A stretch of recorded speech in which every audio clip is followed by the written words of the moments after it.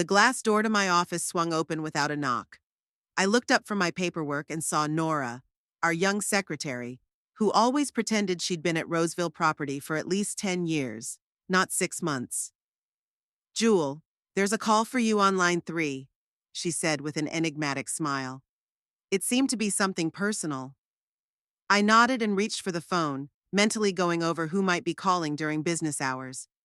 My parents were away on a cruise for 2 weeks. I had no close friends in Roseville, and my few admirers were limited to messenger messages. "This is Jewel Tarvey."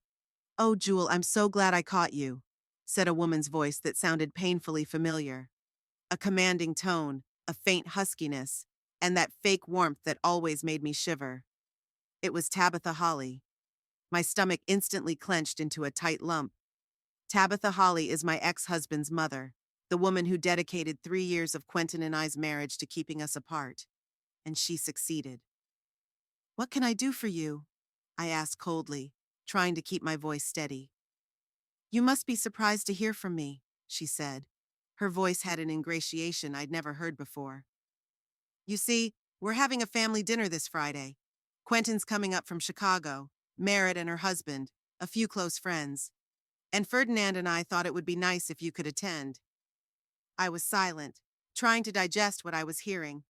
In the 5 years since our divorce, none of the Hollies had tried to contact me, aside from the occasional, extremely awkward encounters in town. Why now? "Tabitha, I'm afraid I don't quite understand." "Oh, Jewel," she interrupted me. "Don't hold a grudge. It's been a long time. We've all grown up, haven't we? Quentin often asks about you when he calls. And you two were almost friends when you left. That was an outright lie. Our divorce was a nightmare, messy, painful, and humiliating.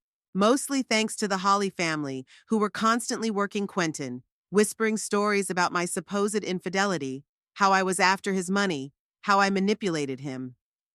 "I'll think about it," I said, knowing there was definitely a catch. "Great!" Tabitha exclaimed with feigned enthusiasm. "Come by 7 p.m., no need to bring anything. The address is the same. Of course it's the same address." The massive Victorian mansion on Evergreen Avenue was the Hollies' family pride, their status symbol in Little Roseville, where everyone knew Ferdinand Holly had inherited his father's furniture factory and tripled its value in 20 years. The house where I'd lived for several of the most miserable months of my life after my marriage, until Quentin and I bought our own place, a small but cozy cottage on the outskirts of town. After hanging up the phone, I leaned back in my chair and closed my eyes. The memories that I had long and hard pushed into the farthest corners of my mind began to seep out. Quentin Holly and I had met 8 years ago, when I had just moved to Roseville and gotten a job at a real estate agency. He stopped by to appraise a small commercial lot the Hollies were planning to purchase to expand their business. Tall, with brown hair and attentive gray eyes, he seemed the complete opposite of his arrogant parents. He was kind, intelligent, and interested in my opinion. 3 months later, we started dating, and 6 months later, we announced our engagement. It was then that I first felt Tabitha Holly's icy breath. "Do you really think she's right for the Holly family?" I overheard her talking to her husband one day. A small town girl, no connections, no fortune, working on commission. I hoped that things would change after the wedding, that they'd accept me as part of the family. But it just got worse. From the way I held my fork to my closet, Tabitha never missed an opportunity to point out my shortcomings. Merritt, Quentin's sister, looked at me with poorly concealed contempt. Ferdinand simply ignored my existence as if I were furniture. And Quentin was changing before my eyes. Every day he became more and more distant from me, more and more in agreement with my parents, less and less protective. Eventually, he turned into an obedient son who saw me through his mother's eyes. 3 years later, when I found messages from someone named Sandra on his phone, I felt something akin to relief. It was an excuse, a chance to get out of this toxic family that was slowly sucking the life out of me. The divorce was quick. It seems Quentin was tired of our marriage too, or maybe Sandra proved to be a more suitable daughter-in-law for Tabitha. Since then, I've tried to avoid all Hollies. Roseville is a small town, only about 25,000 residents, but I've almost managed to avoid running into them. I focused entirely on my career, eventually becoming one of the top agents and appraisers at Roseville Property. My personal life wasn't very fulfilling, a few short affairs, none of which turned into anything serious. After the divorce, it was as if I'd frozen that part of myself, hesitant to trust someone completely again. Sighing, I opened my eyes and reached for the stack of papers on my desk. I needed to finish the appraisal of the Peterson house before the end of the day, and I'd spent almost an hour reminiscing. Going through the papers, I came across a folder with the logo of First National Bank of Roseville, a major lender in our town. Inside were notices of mortgage arrears. We received such lists periodically to be prepared for possible foreclosure sales. And then my heart skipped a beat. On the list, third from the top, was Holly, Ferdinand, and Tabitha, Evergreen Avenue, House 42. The amount in arrears was impressive, almost $80,000. And under status was preparing for forfeiture, scheduled for October 20th. I reread the line 3 times, not believing my eyes. The Holly family, these pillars of local society, were on the verge of losing their beloved mansion. October 20th was only 10 days after the dinner Tabitha had urged me to attend. Something didn't add up. Why would they invite an ex-sister-in-law they hadn't spoken to in years right before they were going to be homeless? What kind of show were they putting on? I picked up my phone and dialed the bank's number. An old acquaintance of mine, Dwight Morton, worked in the mortgage department there. "Hi, Dwight. This is Jewel Tarvey from Roseville Property. I have a question about one of your clients." 15 minutes into the conversation, the picture became clearer. Ferdinand Holly was indeed on the verge of bankruptcy. His furniture factory had been operating at a loss for the past 3 years, unable to compete with cheap imported furniture. He had mortgaged his house to get money to save the business, but it hadn't worked. Now the bank was going to foreclose on the mansion, and Holly's family had to find a new place to live. I hung up the phone, feeling a strange mix of emotions. On the one hand, I almost felt sorry for them, to lose a house that had been in the family for generations. On the other hand, I couldn't help but feel grim satisfaction. They had always looked down on me, considered me unworthy of their precious Quentin. And now, as fate would have it, they would find themselves in the social category to which they had always placed me. But that still didn't explain the sudden invitation to dinner. Unless... A sudden realization made me straighten up in my chair. Of course. They don't know I'm aware of their financial problems. They think they can play out the spectacle of a happy, successful family, perhaps for the last time. And they need me there as an audience member. Or, more likely, as a victim to rub my nose in her failed life compared to their prosperity. I imagined Quentin bragging about his new job in Chicago, Merritt flashing her impeccable manicure and designer clothes, Tabitha taking a condescending interest in my real estate career as if it were something undignified. And then they'd all laugh together at the girl who dared to think she could be part of Holly's family. My hand reached for the phone to say no, to send them all away. But something stopped me. Maybe this was a chance to not just see them one last time before the collapse, but to let them know that I knew, that I could see right through their hypocrisy and falseness. I smiled at my thoughts. Yes, I'm going to that dinner, and it will definitely be unforgettable. "Nora," I called out as I opened the office door, "please order a bouquet of flowers for Friday, something elegant but not too expensive. And close me out Friday afternoon. I'm having a family dinner." The look of surprise on Nora's face gave me an unexpected pleasure. I really didn't often mention my personal life at work, but this dinner was a special occasion, an opportunity to close this chapter of my life once and for all. A strange sense of anticipation grew inside me. Who knows, maybe in 10 days Holly's family would be looking for a new place to live, and I, as a real estate agent, would have to help them find a modest apartment somewhere on the outskirts of town. The thought brought an involuntary smile to my lips. I pulled up to Holly's house at 1995 sharp. I was intentionally 5 minutes late. I didn't want to show I was trying too hard. The Victorian mansion looked as grand as it had 5 years ago. The tall windows glowed with warm light, and fallen leaves were scattered across the neatly trimmed lawn, creating a picture of cozy autumn. Only my trained appraiser's eye could see that the paint on the window frames was peeling, and the wooden carvings on the porch were in need of restoration. I grabbed the bouquet in my left hand and rang the doorbell. My heart beat a little faster than usual, not from excitement, but from contained anticipation. I couldn't wait to see their faces when I revealed my cards. Tabitha opened the door. Despite her 60-odd years, she always managed to look flawless, hairstyled hair to hair, makeup perfectly matched, clothes that emphasized what needed emphasizing and hid what needed hiding. "Jewel, darling," she exclaimed, leaning in for a dry kiss on the air near my cheek. "How glad I am that you decided to come after all. Come in, everyone is already assembled."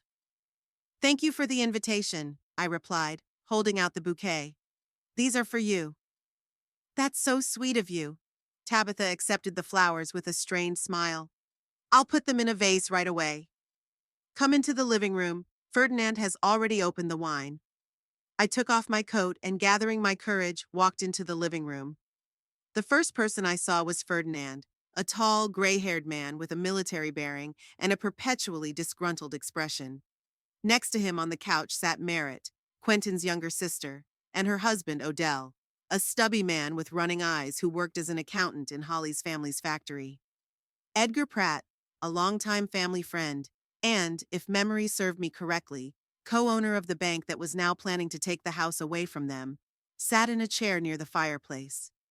I wondered if he knew about it, and then I saw him. Quentin was standing at the window, a wine glass in his hand. He hadn't changed much in 5 years, the same brown hair, now a little touched with gray at the temples, the same attentive gray eyes, except for the wrinkles in the corners of his eyes and the line of his chin a little heavier. Our gazes met, and for a split second I thought I saw something akin to regret flicker in his eyes. But that was quickly replaced by cold politeness. "Jewel," he nodded, taking a small sip of wine. "Glad to see you could make it." "Quentin," I smiled my best professional smile, the one I used for particularly demanding clients. "How's Chicago?" "Windy as always," he shrugged. "You still in real estate?" "Still there," I nodded. "Business is good." "Jewel." Merritt got up from the couch and came toward me. She was wearing a black dress, so simple that I knew it cost a fortune. "What a surprise. You haven't changed much." It wasn't a compliment. In Merritt's mouth it meant still as simple as ever. I gritted my teeth and smiled even wider. "You too, Merritt. Do you still like the color black?" She tightened her lips slightly. In our verbal duel, I had earned the first point.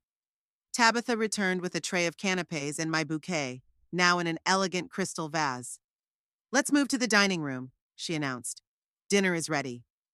Holly's dining room had always been awe-inspiring to me. The huge oak table for 12, the silver candelabras, the family china and crystal. Now, knowing that in 10 days it would probably all be packed away in cardboard boxes, I looked at this luxury with a new feeling, a mixture of irony and sadness.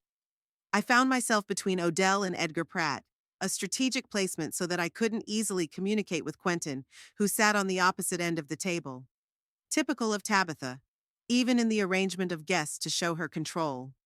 "So, Jewel," Edgar began as the first course, asparagus cream soup was served. "I hear you're one of the top real estate appraisers in Roseville now?" I nodded, sending a spoonful of soup into my mouth. "Yes. For the past 3 years, I've been doing mostly pre-sale appraisals. The work is interesting and allows me to see a wide variety of homes in the city." "And how's the market?" Edgar continued, and I noticed Tabitha tense up. "They say prices are going up, don't they?" "In some neighborhoods," I answered cautiously. "There's a reverse trend, though. Not everyone can keep up their real estate." Tabitha hurried to change the subject. "Quentin just closed a big deal in Chicago," she said proudly. "He's been promoted to senior partner." "Congratulations," I said sincerely. Despite everything that had happened between us, I didn't wish Quentin professional failure. "Thank you," he nodded. "It's not a big accomplishment, though. I was just in the right place at the right time." "Don't be modest, dear," Merritt intervened. "You've always been determined. Do you remember how you said from childhood that you would work in a big city? And now your dream has come true." I couldn't help but roll my eyes. This family habit of exalting each other to the heavens had always annoyed me. Dinner continued in the same vein, exchanging meaningless phrases, bragging about my successes, The occasional question about my life that no one wanted to hear the real answers to. I drank wine, ate perfectly cooked duck with oranges, and waited. I knew that sooner or later one of them wouldn't stand for it and would move on to the real purpose of this dinner. After dessert, apple pie with vanilla ice cream, Ferdinand coughed and stood up with a glass in his hand. I would like to propose a toast, he began solemnly. To the Holly family that always overcomes challenges and moves forward. To our traditions and values that we keep no matter what. Everyone raised their glasses. I did too, sensing the irony of the situation. To the traditions and values that in 10 days will be boxed up with the family china. And to Quentin, Ferdinand continued, who has proven that a true Holly always succeeds, even if there are obstacles in his way. Obstacles. He glanced meaningfully in my direction. I kept a cool expression on my face, but anger began to boil up inside. So this was it? I was the obstacle in Quentin's path to success? Thank you, Father. Quentin rose from his seat, holding his glass. His cheeks were slightly flushed from the wine he had drunk. I'd like to make a toast, too. He looked around the table, looking at me for a moment. To life lessons, he said with a slight chuckle. Sometimes we have to go through mistakes to find the right path. Odell chuckled nervously. Merritt smiled, looking at me with ill-concealed triumph. Tabitha kept the look of a noble hostess, but there was a gloating light in her eyes. I clenched the stem of my glass so tight my fingers turned white. Something inside me clicked. Enough. I apologize, I said softly, but I don't think Quentin finished his toast. Everyone looked at me in surprise. There was silence in the room. I think, I continued in the same even tone, he wanted to raise a glass to failure, so that I would never forget it. Quentin froze with the glass in his hand. His face reflected bewilderment mixed with embarrassment. Jewel, I don't... Come on, Quentin, I smiled. Don't be shy. Isn't that why you all called me here? To show me how low I'd fallen compared to Holly's gorgeous family? Tabitha straightened in her chair, her face hardening. Jewel, I think you've misunderstood. On the contrary, I interrupted. I got it right. I always have. I just didn't say anything. But you know, sometimes silence is not a sign of agreement. Sometimes it's just the accumulation of strength to strike back. I raised my glass. So yes, Quentin. I looked directly into his eyes, which widened with surprise. Let's drink to my failure. To the fact that I dared to think I could be a part of your family. To the fact that 5 years ago I walked away heartbroken, while you all celebrated victory. There was dead silence around the table. Even Edgar Pratt, who had been more of an observer in this family drama, froze with fork in hand. Quentin finally gathered his thoughts. If you think I invited you here to humiliate you, you're wrong, he said with resentment in his voice. I just wanted to... I thought after all this time we could be civilized. Civilized? I grinned bitterly. Then let's be truly civilized. Let's toast to the truth. I rose to my feet, holding my glass tightly. Adrenaline pulsed through my veins, giving me courage. To your family, I said, looking Quentin straight in the eye. May they find peace in a rented apartment after tomorrow's confiscation notice. The clinking of shattering dishes made me turn around. Merritt let go of the fork, and it fell onto the porcelain plate, splitting it in half. Her face turned so pale that the freckles on the bridge of her nose looked like ink stains. Tabitha made a strange sound, something between a shriek and a sob. Her perfect socialite mask cracked, revealing fear and shock. What are you talking about? Ferdinand's voice shook with anger. It's slander. They are facts, I replied calmly. The confiscation notice will be delivered on Tuesday. You have 30 days to vacate the premises. The bank has already prepared the paperwork. Edgar Pratt coughed and squirmed uncomfortably in his chair. Ferdinand, perhaps we should discuss this matter in a more private setting. Did you know?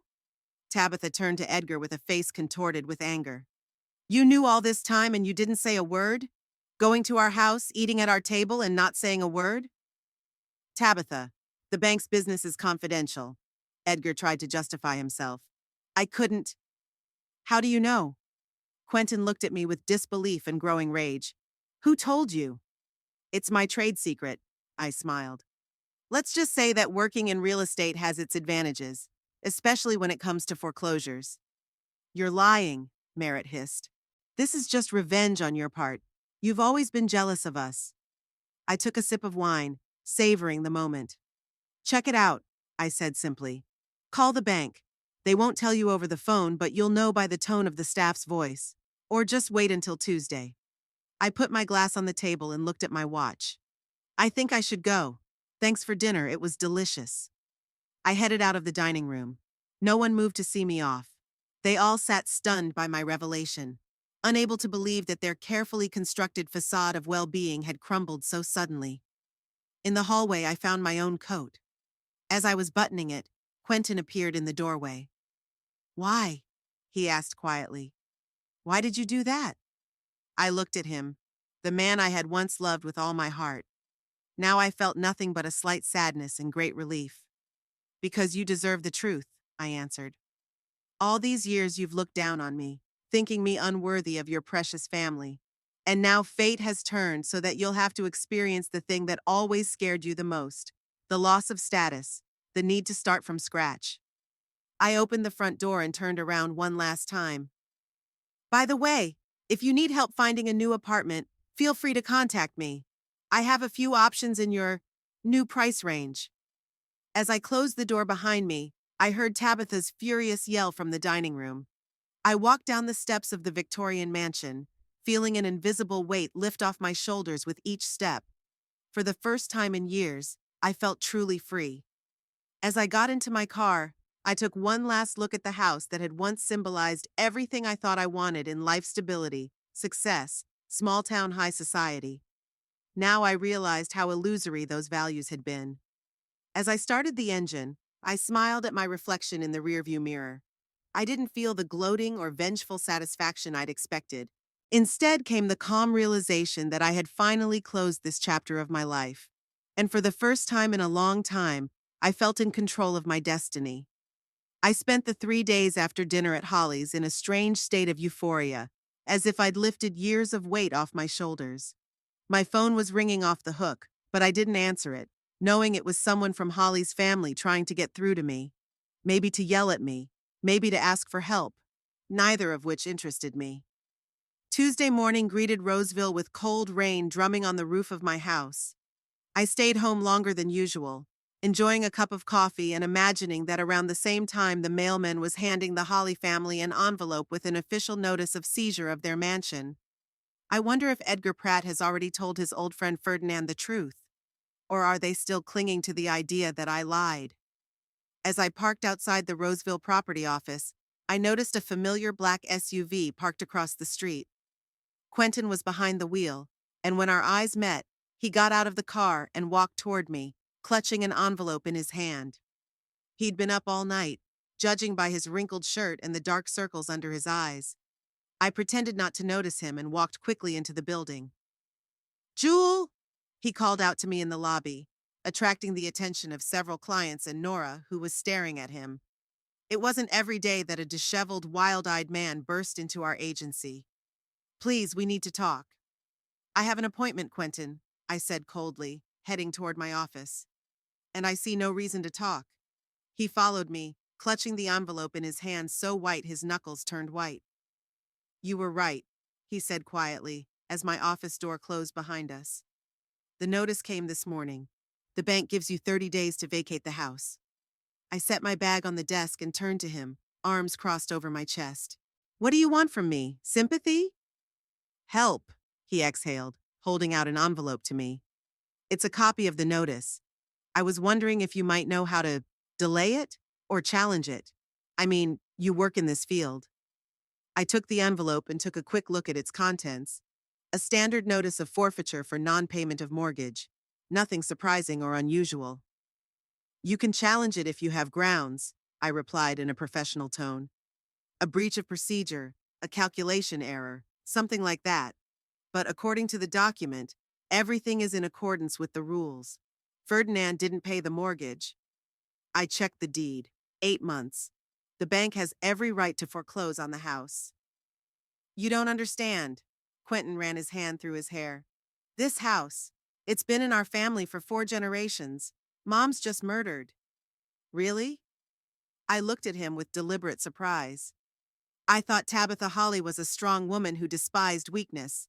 At least that's what she told me when I cried in your kitchen after you announced your divorce. Quentin shuddered. Jewel, I know we hurt you, and I understand that you're angry. No, I interrupted him, handing him back the envelope. You don't understand. I'm not angry. I just don't get involved in your dramas anymore. Your financial problems are your problems, not mine. What about human compassion? His voice trembled.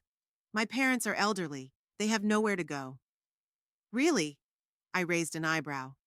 What about that cottage on the lake that Tabitha liked to tell guests about? Or Merritt's apartment? Or your apartment in Chicago? I'm sure Holly's family would have a place to lay their heads. The cottage is long since sold. He shook his head. Merritt's apartment is rented and too small for her parents. And me. In Chicago, I have a room in a house with neighbors. I can't bring my parents there. Well, you'll have to find a place to live, I shrugged. Like most ordinary mortals. Quentin looked at me in disbelief. What happened to you, Jewel? I remembered you differently. Kind, compassionate. Your family happened to me. I smiled, but my eyes remained cold. And now, if you don't mind, I do have an appointment. I can recommend a good realtor who can help you find an apartment. I handed him the business card of one of my colleagues. Quentin took it mechanically, still looking at me with shock. You know, Mom always said you weren't right for our family, he said finally. I see now that she was right, but not because you're not good enough. It's because you're as ruthless as she is. The words hit me with a sudden pain. I slumped back in my chair, trying to hide how hurt I was by the comparison to Tabitha. You'll find your own way out, I said, opening my laptop and pretending to dive into my work. When the door closed behind him, I leaned back in my chair and closed my eyes. You're just as ruthless as she is. Was it really true?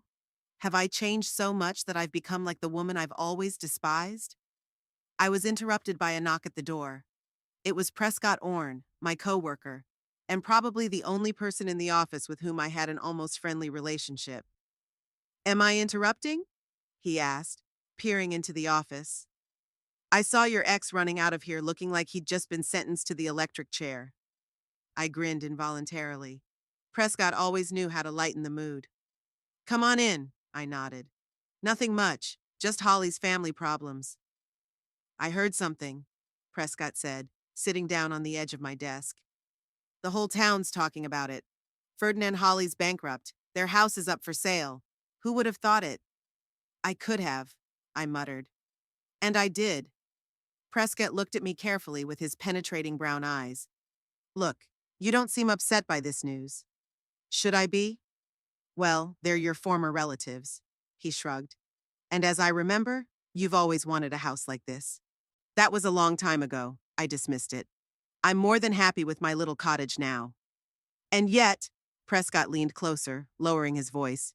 You seem pleased, almost gloating. I froze. Was it really so obvious? You're wrong, I said, avoiding his gaze. I just don't care. Jewel, he shook his head. I've known you for almost 6 years, and I've never seen you not care when someone loses their home. You're usually sympathetic to people. His words hit the mark, and I felt a prick of conscience. Indeed, I usually worried about clients who were facing the loss of their homes. What happened to me? When did I turn into a person who rejoices in other people's grief?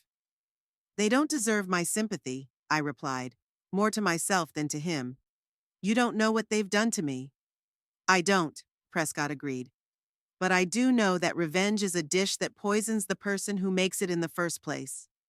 I snorted. Spare me the cheap philosophy, Prescott. I've got a lot of work to do. He raised his hands in surrender. Whatever you say, just remember, what you do to others, you do to yourself. When the door closed behind him, I leaned back in my chair again, feeling a strange emptiness inside. The joy and satisfaction I'd felt that morning had evaporated, leaving an unpleasant residue. Over the next week, the whole of Roseville discussed the collapse of Holly's empire. The furniture factory had already declared bankruptcy and mass layoffs, which was a serious blow to the small town where the factory was one of the main employers. The Evergreen Avenue mansion was put up for sale at well below market value. The bank wanted to get rid of the property quickly. I deliberately didn't take the case, though Nora raised her eyebrows in surprise when I passed it on to another agent. I thought you'd want to earn a commission on such a large property, she said, handing the file to Alistair, our luxury real estate specialist. I have too many personal connections with this house, I replied succinctly. It would be unprofessional. Alistair nodded understandingly. Don't worry, I'll find a buyer. There are already a few interested clients from Madison. The thought of having strangers living in Holly's house gave me a strange feeling. Not sadness, no, more like a sense of closing the circle.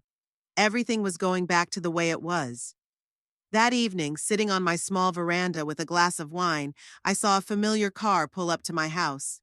This time it was not Merritt, Quentin, or even Tabitha, but Ferdinand Holly himself.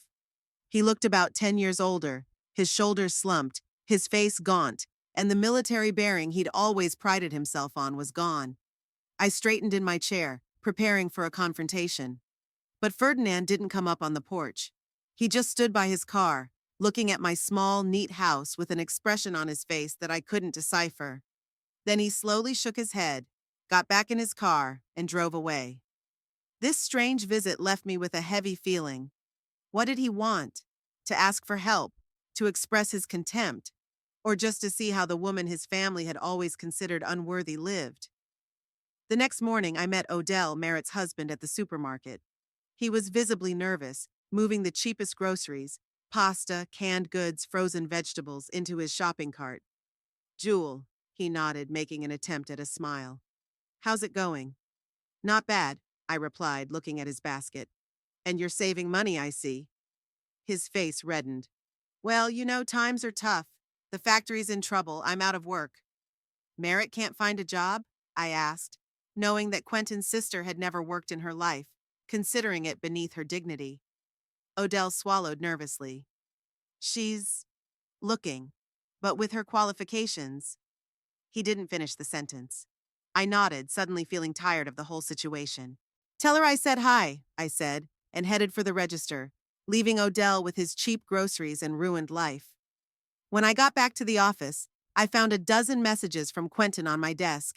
He called every half hour, leaving increasingly desperate requests to call back. I deleted them all without listening to them all. Prescott, walking past my office, lingered in the doorway. Holly keep bugging you? He asked, nodding at the phone. As you can see, I sighed. For some reason, they've decided I'm their savior. Don't you want to be? He sat down on the edge of my desk. Why would I? I shrugged. They've never been nice to me. Why should I be nice to them? Because you're not them? Prescott suggested. You know the difference between you and Tabitha Holly? She never doubted she was right. You do. And that makes you a better person. I looked away, not wanting to admit that his words had struck a nerve. I don't have time for philosophizing, Prescott. I have a client in 10 minutes. He rose, but before he left, he said one more thing that kept me on my toes the rest of the day. You know, Jewel, revenge is like acid. It corrodes the vessel it's stored in more than what it's poured on. Think about it. That evening, my phone rang again. This time I answered, knowing that if I continued to ignore the calls, Quentin might show up at my house. Jewel, I could hear the relief in his voice. Finally. I thought you'd never answer. What do you want, Quentin? I asked tiredly. I already told you I can't help with the house. It's not about the house. His voice sounded strained. It's about Mom. She's not coping. After your dinner announcement, she had a nervous breakdown. The doctor prescribed sedatives, but they're not working. She refuses to eat, barely gets out of bed. I felt something inside me clench. Had my revenge gone that far? What do you want from me? I asked, trying to keep my voice steady. Just talk to her, his voice was pleading. Somehow she's convinced that you can fix this, that you have connections at the bank, that you can stop the sale of the house. But I don't. I shook my head, though he couldn't see it.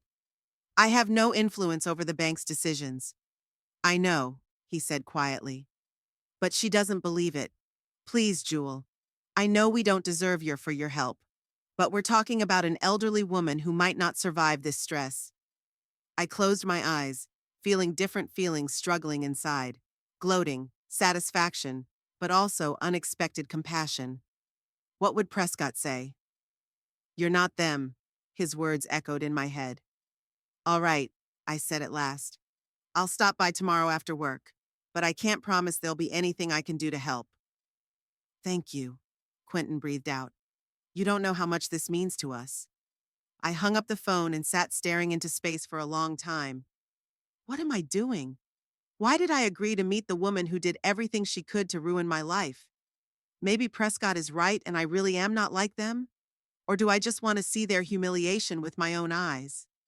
That question haunted me all evening as I tried to sleep, staring up at the ceiling and remembering the gloating satisfaction I'd felt when I'd made my toast at Holly's dinner. Maybe Quentin was right. Maybe I really had become as ruthless as Tabitha. Holly's visit to Tabitha was postponed due to an unexpected influx of clients. The news of the sale of Holly's mansion shook the real estate market in Roseville. Many people are thinking about buying a new home, fearing that the banks will begin to mass seizure the property for debt. For 2 weeks, I worked almost nonstop, appraising homes, doing mortgage counseling, and conducting showings. In the evening, I fell into bed exhausted, putting off an unpleasant conversation with my ex-mother-in-law for later. I probably wouldn't have gotten around to visiting Tabitha if it hadn't been for a conversation I overheard at Marjorie's cafe. Lunching in my favorite corner, I noticed two familiar figures at a table by the window: Delia Whitmore and Estelle Price, old friends of Tabitha's with whom she was in a book club and a charity. "I just can't believe it," Delia said, stirring the sugar in her tea. "Tabitha Holly in an apartment building on Pine Street. Have you seen the place? It's a terrible neighborhood." "Yes," Estelle sighed. "How low they've fallen. They were once the first people in town. That's what it means to live beyond your means." "They say Ferdinand's gone to pieces," Delia continued. "His kids are gone, his wife is depressed, and he's left alone to deal with the aftermath. I almost feel sorry for him." "I don't," Estelle snorted. "They always look down on everyone, especially Tabitha. Remember how she treated Quentin's young wife? What's her name?" "Jewel," Delia said. "Nice girl, by the way. Works at a real estate agency on Main Street. I consulted her recently about selling my aunt's house." "She's probably gloating now." Estelle sipped her tea. "If I were her, I'd be gloating." I wrinkled my nose. Did the whole town think I was a vindictive bitch? "No, she's very professional," Delia countered. "No hint of a personal relationship with Holly, although everyone knows the story." "Of course they do," Estelle grinned. Tabitha had been at almost every book club meeting, washing the poor girl's bones. She kept saying she wasn't good enough for her precious son. And now she was at the bottom of society herself. Delia leaned closer, lowering her voice. "Did you know they were moving things out of the mansion at night? They were ashamed the neighbors would see. My niece lives across the street from them, says the truck came at 11 o'clock at night. Can you believe it?" I pushed back the salad I hadn't eaten. My appetite was gone. I suddenly felt bad. It was one thing to imagine the Holly family's downfall in the abstract, and quite another to hear the concrete details of their humiliation. I didn't feel the expected satisfaction. Rather, a strange emptiness. After leaving the cafe, I got into my car, and for a while I just sat staring in front of me. Pine Street is a street on the northern edge of Roseville. Not a slum, of course, but a neighborhood of economy-class apartment buildings, where factory workers and young families who hadn't yet saved up for a place of their own lived. It was hard to imagine Tabitha Holly there, who always wore pearl necklaces, even for breakfast. Almost without realizing what I was doing, I started the engine and headed toward Pine Street. "I'll just drive by," I told myself. "Just make sure it's true." Pine Street greeted me with rows of identical 3-story red brick houses, probably built in the 70s. Shabby but clean and neat, with small balconies where flower pots and clothes dryers stood. Typical housing for people of modest means. I drove slowly along the street, looking out the windows and entrances. What do they look like now, these Hollies? What are they doing? What are they thinking about when they think of their grand mansion on Evergreen Avenue? And suddenly I saw her. Tabitha Holly was standing at the entrance to one of the entrances, holding a supermarket bag. Even from a distance, I could see how she had changed. Her shoulders slumped, her hair, always perfectly styled, now carelessly gathered into a simple bundle. She was dressed in simple pants and a sweater, instead of the usual designer outfits. Something clenched in my chest. It was a strange feeling that didn't feel like schadenfreude. It was more like sadness. Sadness that life could change so suddenly and drastically that yesterday's masters of the situation could fall by the wayside today. I had to go. Just hit the gas and let it all go. But instead, I parked nearby and got out of the car. Without realizing why, I headed toward Tabitha. She spotted me when I was a few meters away. Her eyes widened in surprise, then narrowed, filling with a familiar coldness. "Jewel," she said, straightening her back, an old habit she couldn't seem to break. "Come to see us fall?" I stopped, realizing I really didn't know why I'd come. "Quentin asked me to come see you," I said finally. "He's worried." Tabitha grinned bitterly. Quentin is always worried, and always too late. She shifted the bag from one hand to the other, clearly unsure of what to do next. "Don't stay out in the cold," I said suddenly. "Why don't we go inside?" She hesitated, but then nodded. "Third floor. No elevator." We walked up in silence. I could hear Tabitha's heavy breathing at 65. It was obviously not easy for her to walk upstairs, especially with groceries. I silently took the bag from her and she didn't resist. Holly's apartment was small but clean. 2 tiny bedrooms, a living room off the kitchen, and a narrow balcony overlooking the parking lot. The furniture was very basic, clearly from a budget store. There were a few framed photographs on the walls, the only reminders of the old life. "Ferdinand's at work," Tabitha said, taking the package from me. "He got a job as a security guard at the warehouse. At his age." Her voice shook, but she quickly pulled herself together. "Tea?" I nodded, sinking down onto the couch. It was strange to see Tabitha in the tiny kitchen, heating water in an ordinary electric kettle instead of the antique silver one she was so proud of. "How do you manage?" I asked cautiously. "How do you think?" She placed a cup of tea in front of me. "Terrible.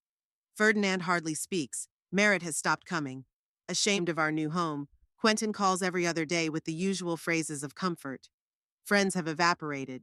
Even the book club sent a polite letter saying that, due to a change in my life circumstances, I no longer fit their membership status." She sat down across from me, holding her cup with both hands as if to keep warm. "Are you satisfied?" she asked suddenly. "Did you get what you wanted?" I sipped my tea slowly. "What do you think I wanted?" "Revenge, of course," Tabitha shrugged. "We humiliated you. You humiliated us. Justice had been served." I shook my head. "I had nothing to do with your financial problems. It was all your husband and his business decisions." "But you knew." Her eyes narrowed. "You knew and you kept quiet. And then you used that information to publicly destroy us." I didn't deny it. "Yes, I knew. And yes, I did. You invited me to dinner just to make fun of my failed life. What did you expect? That I would sit quietly and take your ridicule?" Tabitha lowered her eyes. "It was Quentin's idea to invite you. He said he wanted to make up, that it had been 5 years and it was time to put the hard feelings behind him. And you, of course, turned his good intentions into an excuse for another humiliation." I shook my head. "Typical." "I was just protecting my family," she said quietly. "Always." "From what?" I couldn't contain my bitterness. "From me? What did I threaten you with?"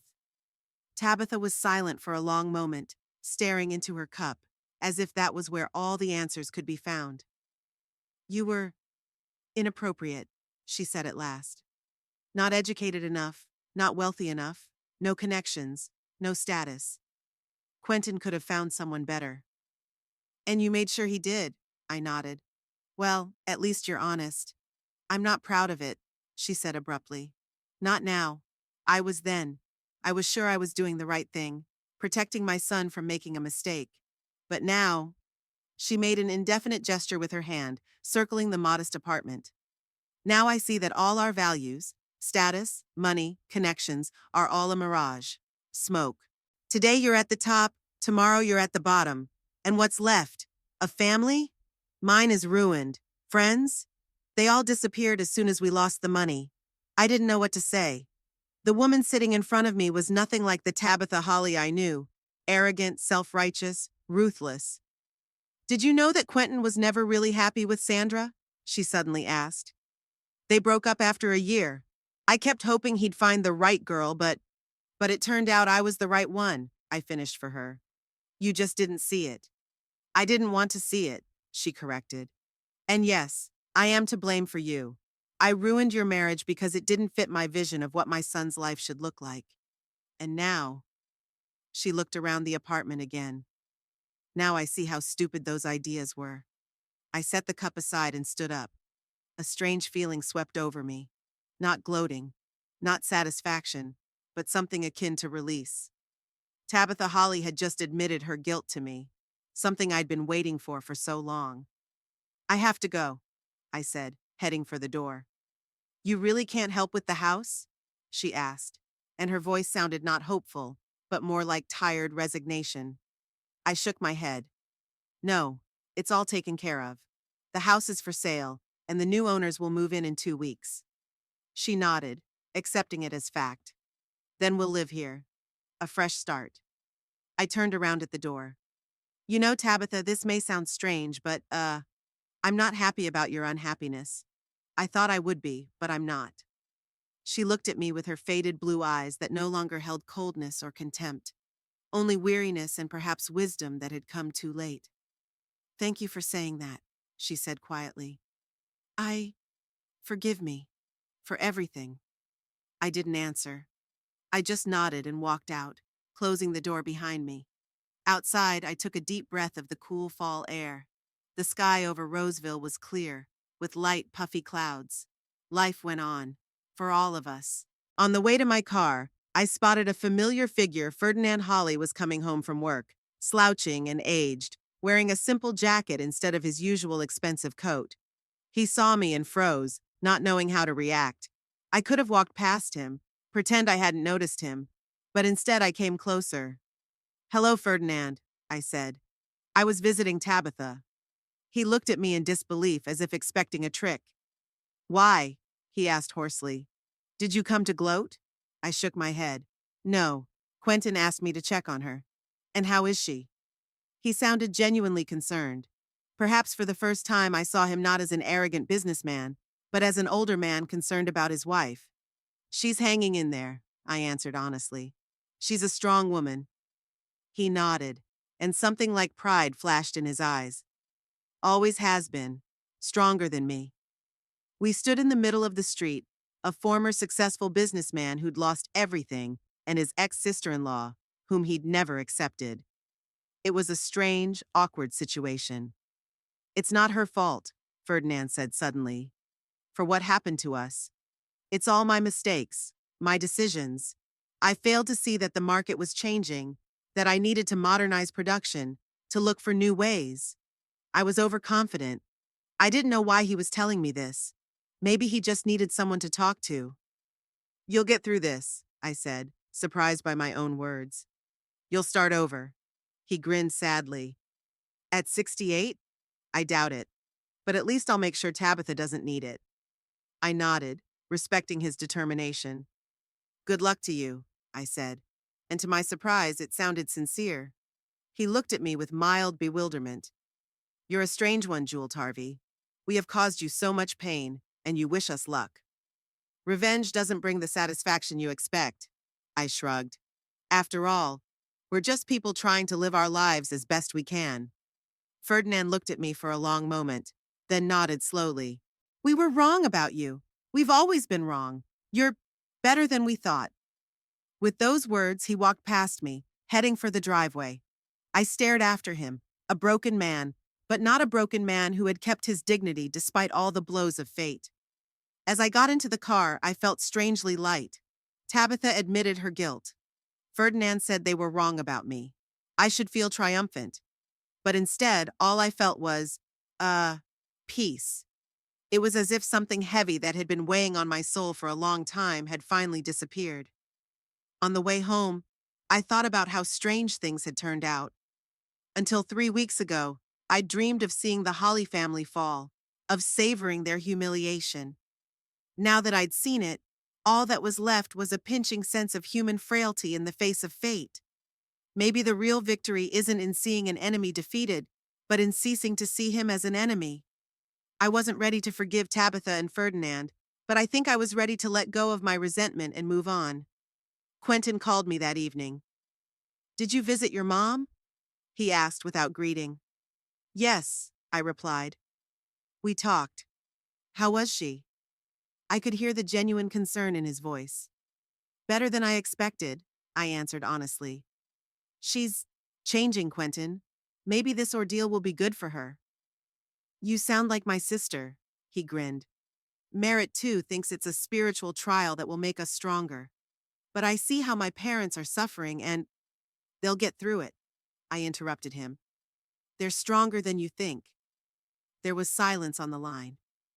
"Thank you for visiting them," he finally said. It it means a lot to me." "You're welcome," I said. And then I added after a moment's silence. "It was the last time, Quentin. I'm closing this chapter of my life." "I understand." I heard sadness in his voice. "Goodbye, Jewel. I hope you'll be happy." "You too," I said and hung up. I spent the evening on the veranda of my little house, watching the sun go down. For the first time in years, I felt like the weight of the past was no longer weighing on me. I hadn't forgiven Holly, probably never would, but I would no longer let them define my life, my feelings, my decisions. It was a release. And it didn't come from revenge as I thought it would, but from facing the reality of their fall and realizing it brought me no joy. The next morning, I met Prescott at the office entrance. "How's life?" he asked with his usual smile. "Unexpectedly good," I replied, and I think he realized something from the look on my face. "You seem calmer," he said. "Did something happen?" I smiled. Let's just say I'd finally realized that revenge was really a dish that poisoned the one who cooked it in the first place. The week after my visit to Tabitha passed in a hectic workday. I purposely avoided talking about the Holly family, even though the city continued to buzz with rumors of their downfall. At work, I was immersed in a major new project, and in the evenings I read, watched movies, or walked in the fall park. For the first time in a long time, I felt free. It was as if the heavy chains I had put on myself had finally fallen off. On Friday, when I returned home, I found an unstamped envelope in the mailbox. Someone had delivered it personally. On the front, my name was written in calligraphic handwriting. It was handwriting I'd recognize from 1,000. Merritt Holly had always prided herself on her exquisite writing. Inside was a note on expensive paper. "Jewel, I know I have no right to ask you for anything, but I hope you will agree to see me. We need to talk, not about money or help, just talk. I'll be at the Lavender Tea Cafe at 4 tomorrow afternoon. I hope to see you there. Merritt." Should I go? My first impulse was to say no. After all, I had already told Quentin that I was closing this chapter of my life. Why dive back into the painful past? But something inside me told me that this meeting was necessary for complete liberation.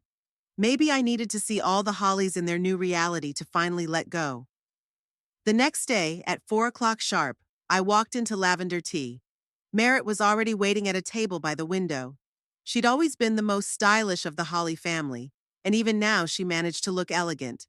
A simple gray dress, minimal accessories, but everything picked out perfectly. Only her eyes gave her away, tired, with shadows that even skillful makeup couldn't hide. "Thank you for coming," she said as I sat down across from her. "I wasn't sure you'd agree." "Neither was I answered honestly. "But here I am. What do you want, Merritt?" She cringed slightly at my bluntness. Merritt always preferred small talk. "Why don't we order tea first?" she suggested. "There's a great lavender raff here." We ordered, and when the waitress left, Merritt finally looked me in the eye. "I know you went to visit your mom," she began. "She told me, said you two talked." I nodded, not commenting. "It meant a lot to her," Merritt continued. "She's changing. This whole ordeal has changed something in her. She even apologized to me for the way she raised me. Can you believe that? Tabitha Holly apologizing." A slight smile appeared on her lips, but her eyes remained serious. "I want to apologize to you too, Jewel. I've been a terrible sister-in-law. Arrogant, cold, unkind.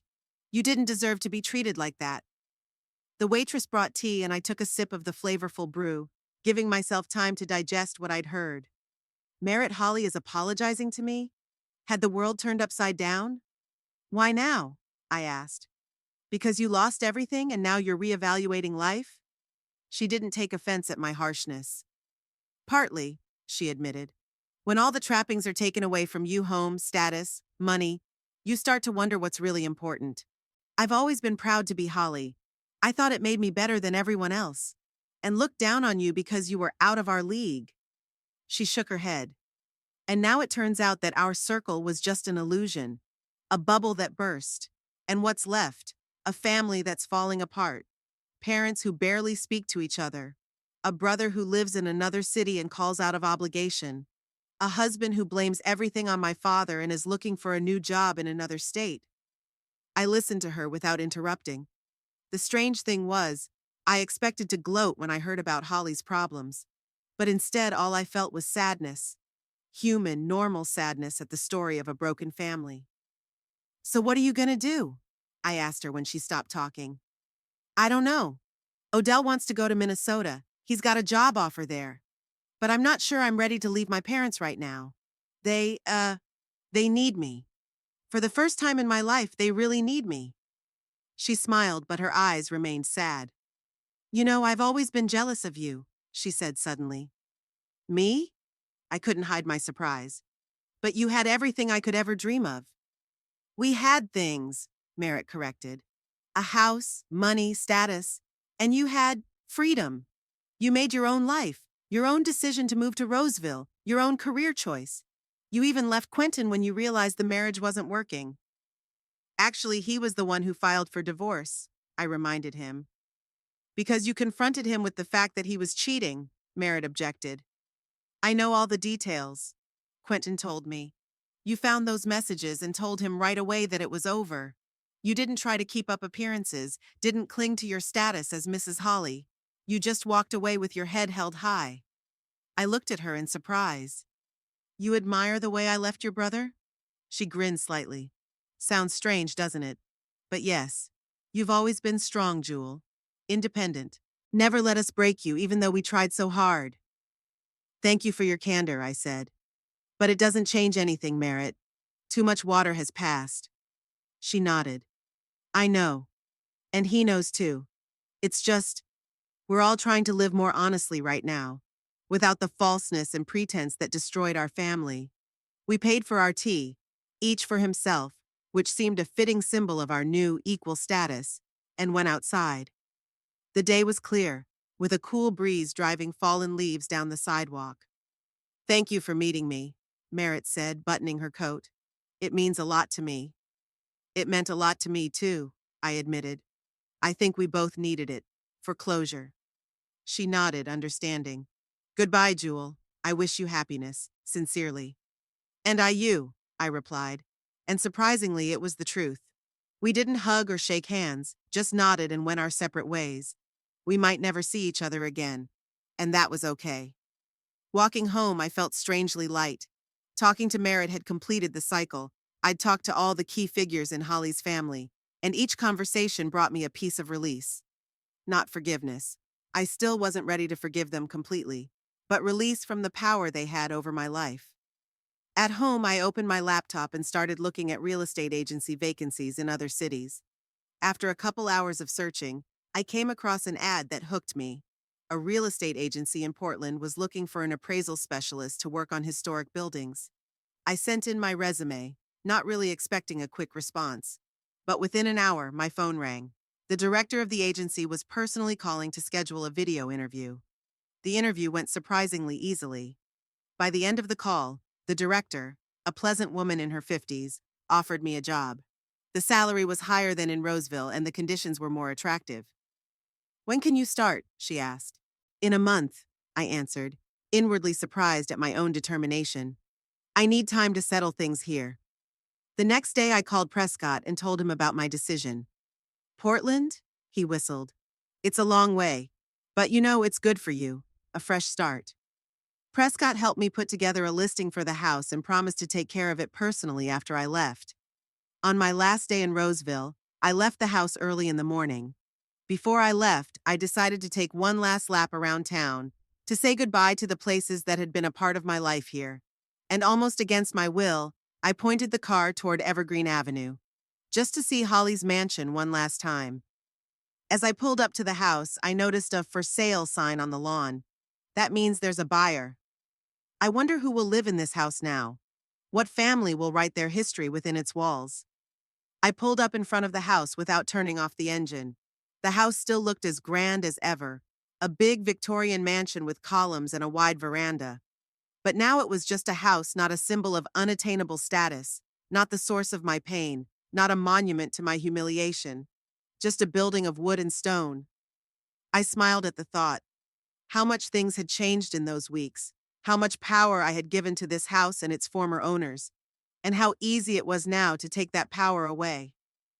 Goodbye, Holly's house, I said mentally. Goodbye, Tabitha, Ferdinand, Merritt, Quentin. I wish you find your way as I found mine. I turned on my turn signal and pulled onto the road leading out of town. Roseville was behind me, and ahead was the road to a new future.